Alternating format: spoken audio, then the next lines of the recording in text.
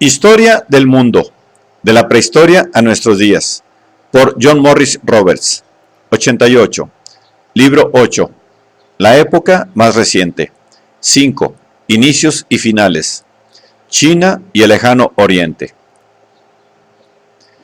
El año 1989 había dejado muchas dudas sobre el futuro de China, no solo porque el Partido Comunista gobernante se enfrentara a un significativo desafío procedente del propio pueblo, que solo había conseguido controlar mediante el uso de la fuerza, sino porque la economía también parecía tambalearse, con un frenazo del crecimiento en muchos sectores.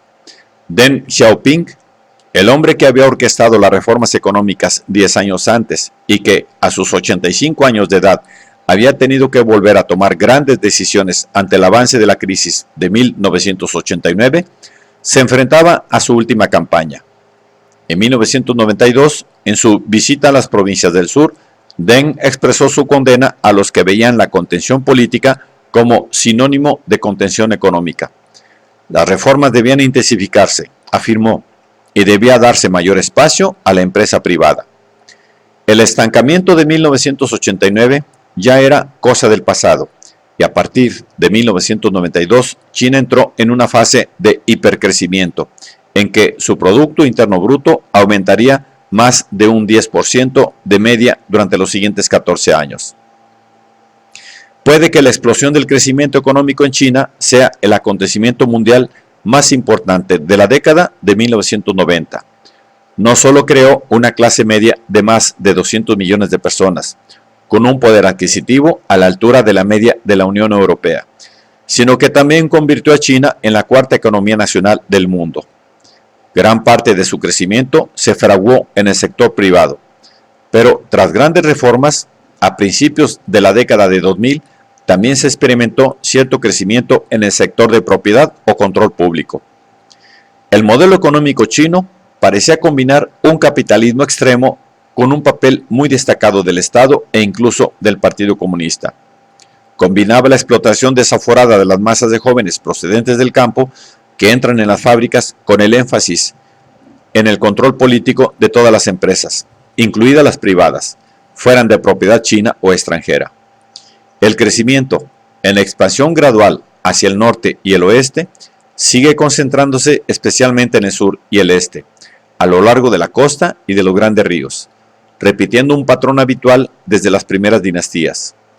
Aunque se ha erigido en garante de la estabilidad económica regional, el régimen ha hecho poco para acercarse al pueblo con reformas democráticas, y como resultado de la falta de transparencia, la corrupción y los abusos de poder entre los altos funcionarios son males comunes. El Partido Comunista Chino parece haber encontrado un modelo de desarrollo que funciona, por lo menos en tiempos de prosperidad, pero carece de una legitimidad que pueda servirle de cojín cuando lleguen las vacas flacas. El final de la Guerra Fría también provocó un cambio en las relaciones internacionales de China. Los más de 6.400 kilómetros de frontera común que tenía antes con la URSS habían dado paso a una línea fronteriza de la mitad de kilómetros con los nuevos estados independientes de Kazajstán, Kirguistán y Tayikistán, mucho más débiles.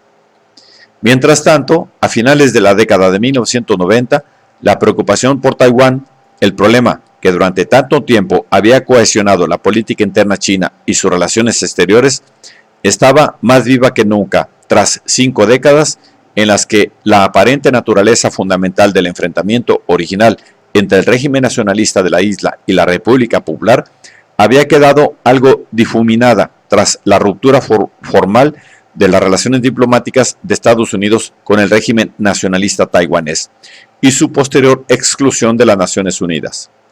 Sin embargo, en la década de 1990, mientras Pekín seguía manteniendo su política de reintegración de Taiwán, al igual que de Hong Kong y Macao, en China como objetivo a largo plazo, empezó a hacerse más patente el sentimiento de independencia en la isla. La consternación de Pekín era evidente, y la alarma alcanzó su punto álgido durante una visita del presidente de la República de Taiwán a Estados Unidos, en 1995. El embajador de la República Popular en Washington se mostró hermético y un periódico oficial afirmó que el tema de Taiwán era más explosivo que un barril de pólvora. Estaba claro que si Taiwán se declaraba formalmente independiente de la China continental, la invasión de la isla sería inmediata. Por otra parte, Taiwán no era más que uno de los motivos de inquietud en el lejano oriente. Tras el fin de la Guerra Fría, la región se mostraba inestable, aunque no como Europa. Al principio resultaba muy difícil ver cuáles serían las consecuencias posibles del cierre de este periodo de enfrentamiento bien definido y, por tanto, de efectos evidentes. En Corea, por ejemplo, muy pocas cosas cambiaron. Corea del Norte se mantuvo intransigente en su obstinado enfrentamiento con Estados Unidos y con la República de Corea del Sur, por la determinación de sus gobernantes de mantener una economía planificada en un aislamiento prácticamente total. La mala gestión económica, el final de las ayudas soviéticas en 1991 y, aparentemente, el abuso directo del poder por parte de su dictador llevaron al pueblo norcoreano al borde de la hambruna a principios de 1998. Los problemas del norte seguían siendo inespecíficos, independientemente en cierta medida de las tendencias regionales, a diferencia de los de Corea del Sur. A mediados de la década de 1990, este país tenía un régimen democrático afianzado, con altas cifras de crecimiento y una impresionante implicación en el comercio internacional. Mientras todo el oeste y el sudeste asiático, con la excepción de China, atravesaban en 1997 y 1998 una crisis económica profunda, pero para la mayoría de los países temporal, tras la Guerra Fría, Japón entró en una recesión que duraría más de una década. En la década de 1980, la economía del líder mundial en productividad y desarrollo industrial experimentó episodios de fuertes caídas, y a finales del siglo, Japón no era más que una sombra de sí mismo.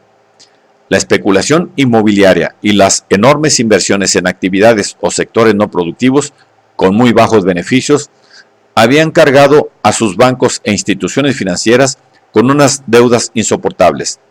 La moneda se debilitó notablemente y enseguida fue víctima de la especulación, sumiéndose en un mundo de transacciones económicas más aceleradas que nunca.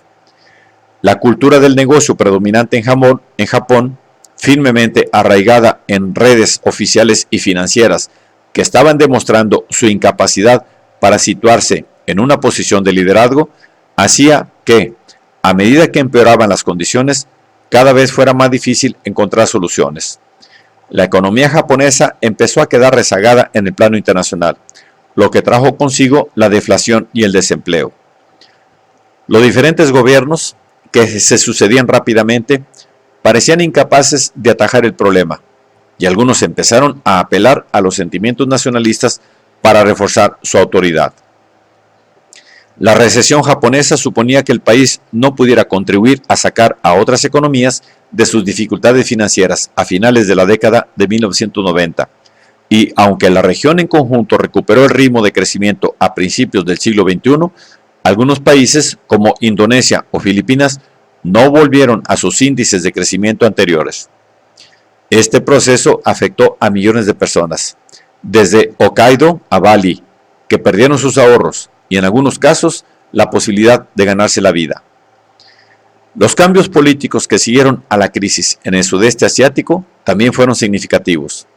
Los gobiernos autoritarios de algunos países habían explotado los recursos comunes en interés de los amigotes de los dirigentes y sus familias. En mayo de 1998, después de que la economía indonesia hubiera retrocedido más de un 8% desde el principio de año y de que la moneda hubiera perdido 4/5 partes de su valor frente al dólar, un alzamiento popular arrebató el poder a su presidente. Era el final de 32 años de un sistema controlado con mano de hierro, corrupto pero formalmente democrático. Los gobiernos posteriores hicieron de Indonesia una sociedad mucho más abierta, pero tuvieron poco éxito en la reconstrucción de la economía. El resultado fue una serie de enfrentamientos étnicos y religiosos en un país como Indonesia, dividido entre una gran mayoría islámica y unas significativas comunidades hindú, cristiana y china. El segundo país más poblado de la región, Vietnam, avanzó en dirección contraria, centralizando más su política al tiempo que intensificaba una reforma económica al estilo chino, llamada allí renovación, Doi Moi. A principios de la década de 2000, Vietnam era la segunda economía del mundo en ritmo de crecimiento, pero grandes extensiones del país seguían sumidas en la pobreza y, como en China, la explotación de la mano de obra en nombre de un capitalismo con características comunistas era intensa. En conjunto, lo que demostraron los extraordinarios altibajos en las economías del Lejano Oriente durante la primera década del siglo XXI fue lo sólidamente integrada que estaba la economía global. Cualquier cambio económico en Pekín o Yakarta tendría un efecto inmediato en todo el mundo y viceversa.